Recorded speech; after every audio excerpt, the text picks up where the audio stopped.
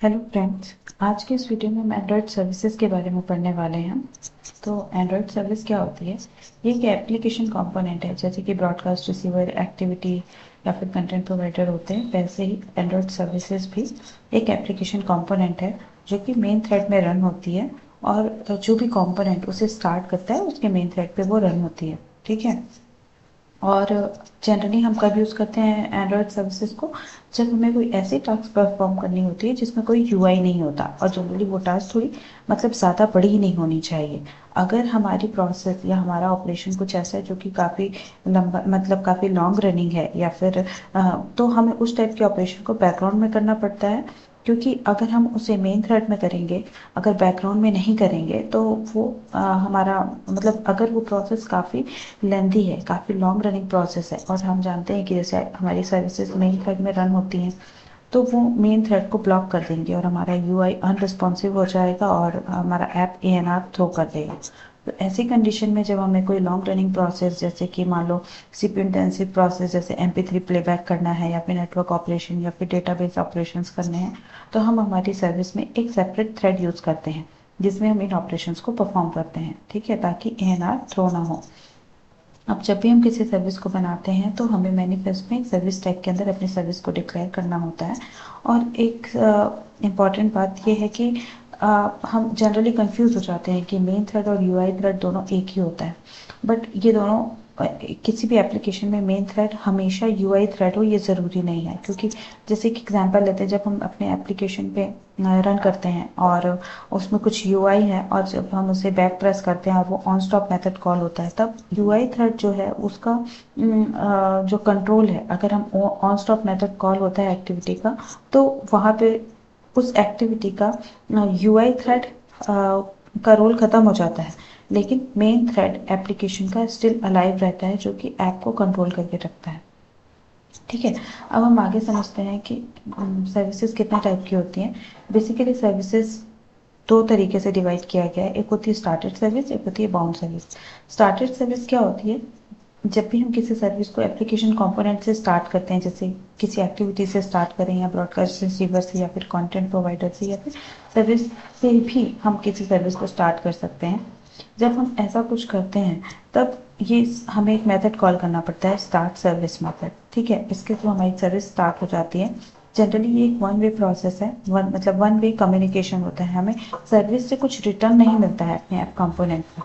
जब भी हम किसी सर्विस को स्टार्ट करते हैं यूजिंग स्टार्ट सर्विस मेथड, तो हम ये एक डिफ़ॉल्ट मैकेनिज्म है, हम ऐप कंपोनेंट से सर्विस के थ्रू जाते हैं और अपना प्रोसेस या अपना जो भी ऑपरेशन है वो कंप्लीट करते हैं। बट हमें सर्विस से कुछ भी रिटर्न ऐप कंपोनेंट में, एप्लीकेशन कंपोनेंट में नहीं मिलता है। तो अब कुछ कंडीशंस हो, जैसे कि मान लीजिए हमारा कॉलिंग कंपोनेंट जो है, मान लीजिए जिस एक्टिविटी से हमने सर्विस स्टार्ट की वो डिस्ट्रॉय हो गई, तो क्या होगा? उस केस में भी हमारी सर्विस इनडेफिनेटली रन होती रहेगी बैकग्राउंड में। जब तक कि हम उसे स्टॉप नहीं करते हैं, तब तक वो ऑटोमेटिक रन होती रहती है। तो सर्विस को स्टॉप करने के लिए हमें स्टॉप सर्विस या स्टॉप सेल्फ मेथड कॉल करना पड़ता है सर्विस का। नहीं तो फिर हमारी वो सर्विस मेमोरी लीकेज की प्रॉब्लम क्रिएट कर सकती है। और अब कुछ ऐसे भी केसेस होते हैं, जैसे कि मान लीजिए सर्विस ने अपना काम कंप्लीट नहीं किया है, और भी सर्विस तो बैकग्राउंड प्रोसेस है, उसके साथ हम मल्टीपल एप्लीकेशन रन कर सकते हैं, बहुत सारे एप्लीकेशन रन हो रहे हैं, तब सिस्टम को अगर रिसोर्स की ज़रूरत है, तो क्योंकि ये बैकग्राउंड सर्विस सबसे लो प्रायोरिटी की होती है, तो सर्वर हमारी इस सर्विस को डिस्ट्रॉय कर सकता है। अब इसी स्टार्टेड सर्विस में एक सब टाइप होता है इंटेंट सर्विस का। इंटेंट सर्विस एक ऐसी सर्विस होती है जो कि अपने आप स्टॉप हो जाती है, जैसे कि वो काम कंप्लीट, जैसे उसका काम कंप्लीट होता है, जैसे उस सर्विस को जितने भी इंटेंट्स दिए गए हैं, जैसे वो अपने टास्क कंप्लीट कर लेती है, तो फिर उसके बाद वो ऑटोमेटिक कंप्लीट हो जाती है। वो होती है इंटेंट सर्विस। उसके बारे में हम अभी आगे डिस्कस करेंगे। अब होती है बाउंड सर्विस। बाउंड सर्विस भी वैसे ही एप्लीकेशन कंपोनेंट से स्टार्ट होती है जैसे स्टार्टेड सर्विस होती है। आप एक्टिविटी कंटेंट प्रोवाइडर या सर्विसेज से उसे स्टार्ट कर सकते हैं। डिफरेंस क्या होता है? इसे स्टार्ट करने के लिए हम मेथड कॉल करते हैं बाइंड सर्विस मेथड। जैसे कि स्टार्टेड सर्विस में हमने स्टार्ट सर्विस कॉल किया था, यहाँ पे हम बाइंड सर्विस कॉल करते हैं। और एक दूसरा डिफरेंस होता है कि ये टू वे कम्युनिकेशन है। मतलब हम जब किसी भी बाइंड सर्विस को कॉल करते हैं, हम किसी एप्लीकेशन को या फिर किसी ऐप कंपोनेंट को किसी सर्विस से कनेक्ट करते हैं, तो ये क्लाइंट सर्वर कम्युनिकेशन जैसा होता है। मतलब आप सर्वर से कुछ चीज़ें रिजल्टेंट रूप में आप ले भी सकते हैं। उस केस में जब आपको कुछ रिटर्न में चाहिए होता है, तब हम जनरली बाउंड सर्विस का यूज़ करते हैं। अब हम फिर से वो सिनेरियो देखते हैं जब मान लीजिए हमारा एप्लीकेशन कंपोनेंट अगर डिस्ट्रॉय हो गया, मान लीजिए वो एक्टिविटी ही डिस्ट्रॉय हो गई जिससे हमने बाउंड सर्विस कॉल किया था, तो क्या होगा। तो इस केस में हमारी सर्विस मतलब बाउंडेड सर्विस भी डिस्ट्रॉय हो जाएगी। ठीक है। अब यहाँ पे दो टाइप की बाइंडिंग हम कर सकते हैं, एक होती है लोकल बाइंडिंग, एक होती है रिमोट बाइंडिंग। लोकल बाइंडिंग वो होती है जब हम हमारे क्लाइंट ऐप और सर्विस दोनों ही एक ही प्रोसेस में रन हो रहे हो, मतलब एक ही एप्लीकेशन में हमारा ऐप और हमारी सर्विस दोनों है, तो हम इस जनरली इन केस में आई बाइंडर यूज़ करते हैं। और रिमोट सर्विस जैसे कि हम किसी एक एप्लीकेशन को दूसरे एप्लीकेशन से कम्युनिकेट करवाना है, या फिर हमारे एप्लीकेशन को किसी नेटिव सर्विसेज या सिस्टम सर्विसेज से कम्युनिकेट करवाना है, उन केसेस में हम इसे रिमोट बाइंडिंग कहते हैं, और इस केस में हम आईपीसी का यूज़ करते हैं। ठीक है। अब स्टार्टेड सर्विस को भी दो पार्ट्स में डिवाइड किया गया है, एक होती है फॉरग्राउंड सर्विस और एक होती है बैकग्राउंड सर्विस। फॉरग्राउंड सर्विस क्या होती है जनरली, जैसे कि जब हम किसी ऐसे ऑपरेशंस को मतलब बैकग्राउंड ऑपरेशंस को परफॉर्म कर रहे हैं, लेकिन यूज़र चाहता है कि उसे पता चलते रहे कि जो भी हो रहा है बैकग्राउंड में उसे उसका नोटिफिकेशन में मतलब अपडेट मिलते रहे। तो इसका एग्जांपल है जैसे कि म्यूज़िक प्लेयर ऐप। तो जब भी हम किसी म्यूज़िक प्लेयर ऐप में सॉन्ग सुनते रहते हैं, तो हमें नोटिफिकेशन में ये पता चलते रहता है कि कौन सा ऐप करंटली रन हो रहा है। आप उसे वहाँ से कंट्रोल भी कर सकते हो, प्ले पॉज भी कर सकते हो। तो जब तक फॉरग्राउंड सर्विस रन होती है, तब तक यूज़र उसे चेक कर सकता है कि मेरे बैकग्राउंड में कोई सर्विस रन हो रही है, उसे बोलते हैं फॉरग्राउंड सर्विस। ठीक है। अभी वर्क मैनेजर जो है वो फॉरग्राउंड सर्विस के प्लेस में यूज़ किया जा रहा है, और वो ज़्यादा प्रेफरेबल है। हम उसे फर्दर आगे नेक्स्ट वीडियोस में हम वर्क मैनेजर के बारे में डिटेल में डिस्कशन करेंगे। नेक्स्ट होती है बैकग्राउंड सर्विस। अब बैकग्राउंड सर्विस क्या होती है, जब just opposite to foreground service, इसमें भी हमें कोई बैकग्राउंड प्रोसेस तो करनी है, बैकग्राउंड ऑपरेशंस करने हैं, लेकिन ये वो ऑपरेशंस होते हैं जिसके बारे में यूज़र को नोटिस नहीं किया जाता। मतलब यूज़र को इसके बारे में पता नहीं होता, या फिर यूज़र उससे इंटरेक्ट नहीं कर सकता। जैसे कि जब हमें कुछ डेटा डाउनलोड करना है इंटरनेट से, या फिर कोई फाइल अपलोड करनी है इंटरनेट में, या फिर कुछ भी रिमोट सर्वर में हमें कुछ अपडेट करना है, डेटाबेस में कुछ क्वेरी करनी है, बैकग्राउंड में जब कोई ऐप इस टाइप के प्रोसेस करता है, उन सब चीज़ों के लिए बैकग्राउंड सर्विस यूज़ होती है। बट इसके कुछ ड्रॉबैक्स थे, जैसे कि इससे क्या होता था, जैसे मान लीजिए हमारा फ़ोन ऑलरेडी इसकी बैटरी बहुत कम है, और किसी ऐप ने बैकग्राउंड सर्विस स्टार्ट कर दी जिसके बारे में यूज़र को पता भी नहीं है, तो उस केस में हमारे फ़ोन की बैटरी बहुत तेज़ी से ड्रेन होने लग जाती थी। ठीक है। जिसके कारण हमारे ऐप की परफॉर्मेंस भी लो होती थी, क्योंकि हम अदर ऐप स्टार्ट कर रहे हैं जो, और क्योंकि हमारी बैकग्राउंड सर्विस काफ़ी मेमोरी यूज़ कर रही है या फिर काफ़ी बैटरी यूज़ कर रही है, जिसके कारण दूसरे ऐप की परफॉर्मेंस भी डिग्रेड होने लग जाती थी। अब ये सारी जो ड्रॉबैक्स हैं, इसको सॉल्व करने के लिए एक लिमिटेशंस दी गई बैकग्राउंड सर्विस को, कि जो भी बैकग्राउंड सर्विसेज मतलब एंड्रॉयड 8.0 या फिर एपीआई लेवल 26 से पहले तो ठीक है, लेकिन उसके बाद हम बैकग्राउंड सर्विसेज में बहुत सारी लिमिटेशंस आ गई। मतलब हम इसे यूज़ नहीं कर सकते हैं, समझ लीजिए। जैसे लोकेशन इंफॉर्मेशन जो है वो कोई भी एक्सेस नहीं कर सकता यूजिंग बैकग्राउंड सर्विस। तो अब इसका अल्टरनेटिव क्या आया कि एंड्रॉयड 8.0 या फिर एपीआई लेवल 26 के बाद जो भी हमें बैकग्राउंड ऑपरेशंस करने हैं, उसके लिए हम इंस्टेड ऑफ बैकग्राउंड सर्विस हम जॉब शेड्यूलर या फिर वर्क मैनेजर यूज़ कर सकते हैं। वो एक इजीली वो कोड काफ़ी इजी है, easy to understand, easy to write and easy to handle है। उसमें ऑलरेडी प्री डिफाइंड बहुत सारे कोड हैं जिसके थ्रू हम ये कंडीशंस लगा सकते हैं कि हमारा जो फ़ोन है उसका बैटरी लेवल क्या है, या फिर वो आइडल स्टेट में है या नहीं है, या फिर जब हमारा फ़ोन वाईफाई से कनेक्टेड है तभी यूज़र इन बैकग्राउंड सर्विसेज को स्टार्ट करता है। ठीक है। अब ये जॉब शेड्यूलर वर्क मैनेजर, इसके लिए मैं एक सेपरेट वीडियो बनाऊंगी, उसमें हम इसे डिटेल में डिस्कस करेंगे। बैकग्राउंड सर्विस को भी डिवाइड किया गया है इंटेंट सर्विस में, जिसके बारे में हम यहाँ पे मैंने डिस्कस किया भी था थोड़ा बहुत, कि एक एग्जांपल है स्टार्टेड सर्विस का, एक स्टार्टेड सर्विस का ही एग्जांपल है इंटेंट सर्विस। और इसे हम सिर्फ एक यही इंटेंट सर्विस ऐसी सर्विस होती है, डिफरेंस यही है इसमें कि ये ऑटोमेटिक स्टॉप हो जाती है जैसे कि ये अपना काम कंप्लीट कर लेती है, इसके बारे में हम अभी आगे डिस्कस करते हैं। लेकिन इंटेंट सर्विस के बाद फिर इसे और भी डिवाइड किया गया और इसकी जगह आई जॉब इंटेंट सर्विस। ठीक है, अब स्टार्टेड सर्विस का हम कोड देखते हैं कि कैसे होता है। जनरली हमें विथ मैनिफेस्ट में ऐसे अपने सर्विस का नेम देना होता है सर्विस टैग के अंदर, और इसे स्टार्ट करने के लिए हम एक इंटेंट क्रिएट करते हैं और यहाँ पे हम सर्विस नेम देते हैं और ये करंट एक्टिविटी जो भी कंपोनेंट है और सर्विस नेम देते हैं। इसके साथ हमें जो भी सेंड करना है अपने इंटेंट के साथ वो हम सेंड कर सकते हैं। स्टार्ट सर्विस मेथड कॉल करते हैं।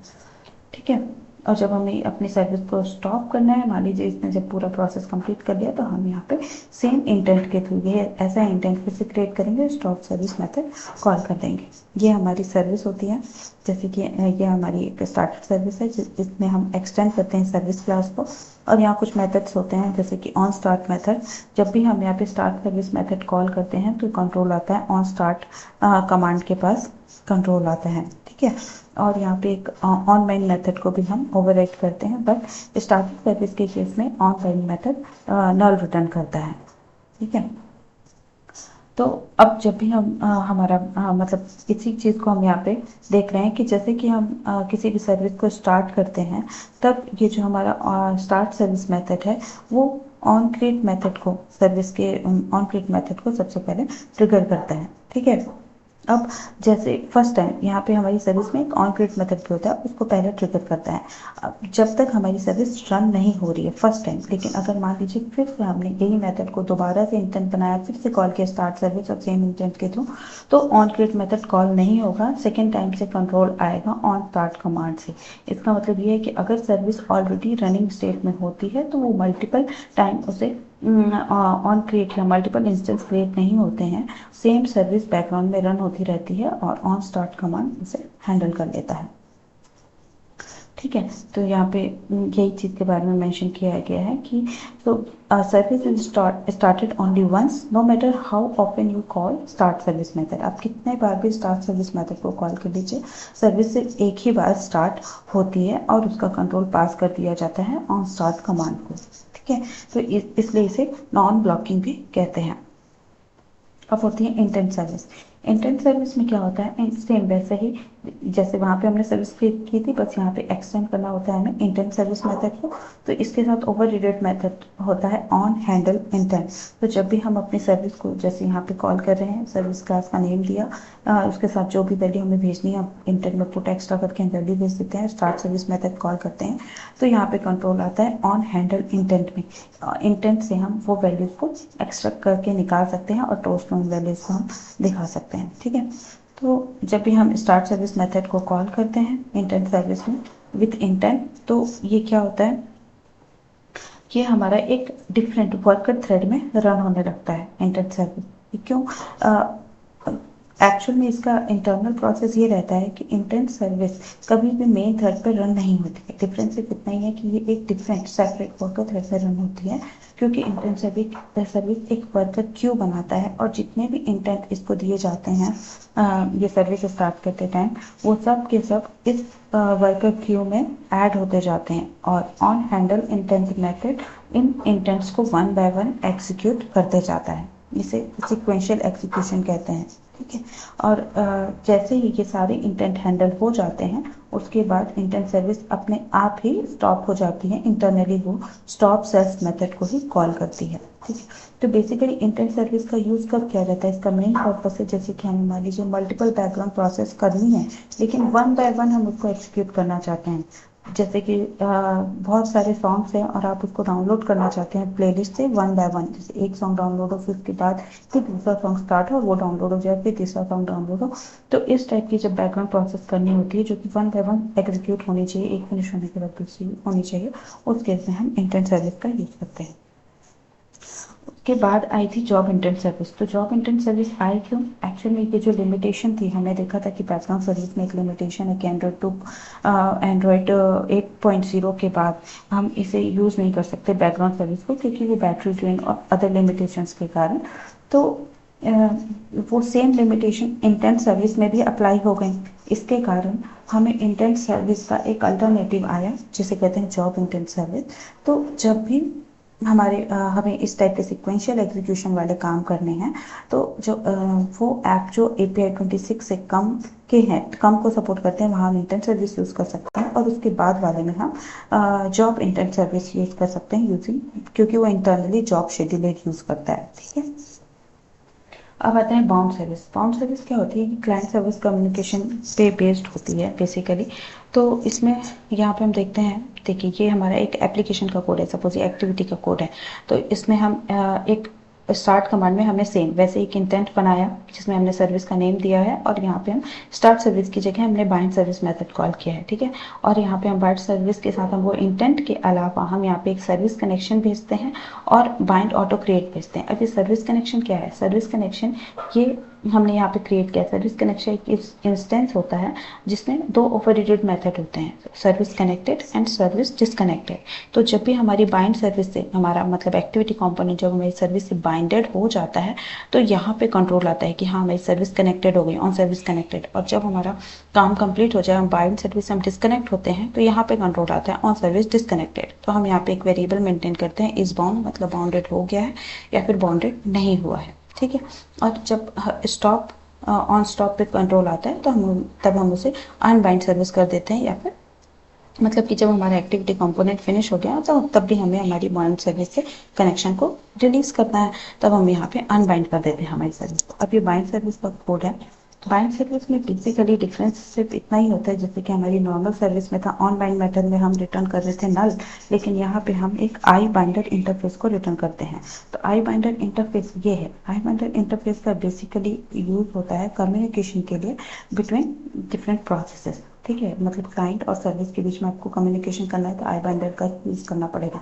तो आई बाइंडर बेसिकली क्या होता है, एक क्लास होती है जिसमें हम एक्सटेंड करते हैं बाइंडर को, और इसके अंदर हम इसी सर्विस का इंस्टेंस बनाते हैं। ठीक है, अब ये इसमें हम एक मेथड बनाते हैं टेस्ट सर्विस, जो हमारे इस सर्विस के इंस्टेंस को रिटर्न करता है। अब जब हमारा ऐप बाइंड सर्विस को कॉल करता है तो कंट्रोल आता है ऑन बाइंड के पास, ये आई बाइंडर के इंस्टेंस को रिटर्न करता है। आई बाइंडर अपने इस मेथड को कॉल करता है गेट सर्विस, और यहाँ पे ये सर्विस के इंस्टेंस को रिटर्न करता है। अब इस सर्विस के इंस्टेंस के थ्रू हम ये सर्विस के मेथड को कॉल कर सकते हैं, जैसे कि मेथड 1।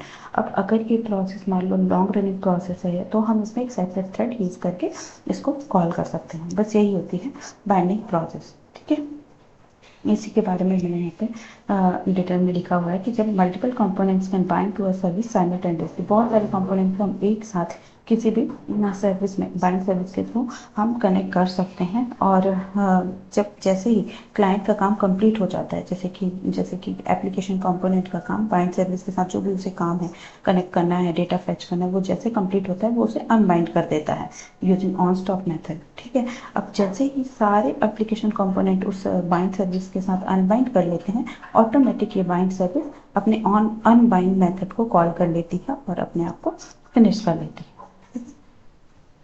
अब हम देखते हैं कि बेसिकली सर्विस लाइफ साइकिल क्या होती है। तो ये है नॉर्मल स्टार्टर सर्विस की लाइफ साइकिल, और ये है बाइंड सर्विस की लाइफ साइकिल। ठीक है, तो जैसे हम इसमें कॉल करते हैं स्टार्ट सर्विस मेथड, इसमें हम कॉल करते हैं बाइंड सर्विस मेथड। दोनों में ऑन क्रिएट कॉल होता है। यहाँ पे कॉल होता है ऑन स्टार्ट कमांड, जैसे कि ऑलरेडी अगर सर्विस रनिंग है, अगर फर्स्ट टाइम आप कॉल कर रहे हैं तो ऑन क्रिएट कॉल होगा फिर ऑन स्टार्ट, लेकिन अगर ऑलरेडी सर्विस रनिंग है तो वो directly on start command call होगा। इसमें हमारा ऑन बाइंड मेथड कॉल होता है अगर सर्विस रनिंग है, और अब इसे आप स्टॉप करना चाहते हैं तो हमें कॉल करना होता है स्टॉप सेल्फ मेथड को कॉल करना होता है, और उसके बाद वो ऑन डिस्ट्रॉय करके सर्विस शट डाउन हो जाती है। इसमें हमें अगर वो बाउंडेड है, ऑन बाइंड करके हमारा क्लाइंट ऐप जो है वो सर्विस से बाउंड हो जाता है। जैसे ही सारे क्लाइंट अपना काम फिनिश करके अनबाइंड होते हैं या फिर वो एप्लीकेशन कंपोनेंट डिस्ट्रॉय होते हैं, ऑन अनबाइंड कॉल होता है, फिर ऑन डिस्ट्रॉय कॉल होकर सर्विस शट डाउन हो जाती है। आई होप आपको वीडियो पसंद आया होगा, और अगर आपको कोई भी डाउट हो आप मुझे कमेंट करके बता सकते हैं। Thank you for watching. Thank you.